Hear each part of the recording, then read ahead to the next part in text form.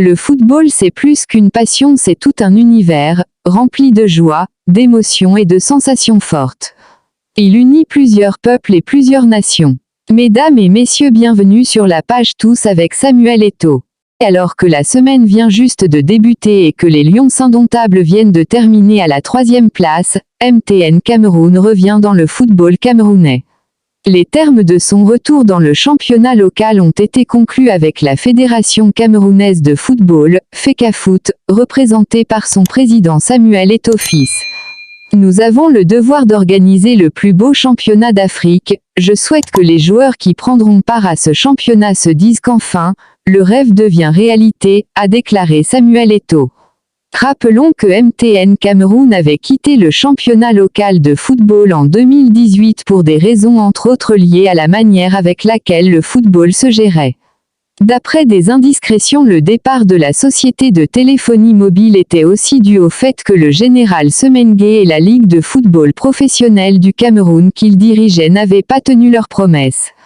Rappelons-nous par ailleurs que son contrat avait pourtant été signé en grande pompe en mai 2017 entre la CEO de MTN Cameroun et Pierre Semengue, et sa valeur était estimée à environ 3 milliards de francs CFA sur une période de 3 ans.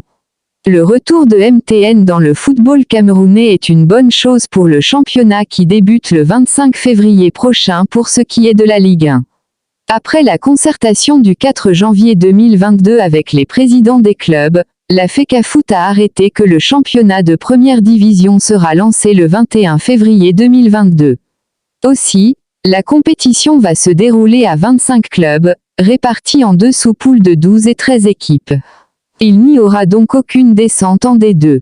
En revanche, 4 clubs issus de l'élite 2 vont accéder à l'étage supérieur.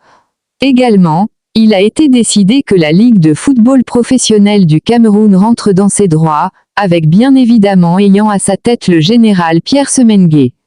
En outre, il a été décidé que la FECAFOOT va octroyer une subvention de 20 millions de francs CFA au club d'élite 1 et 10 millions de francs au club d'élite 2.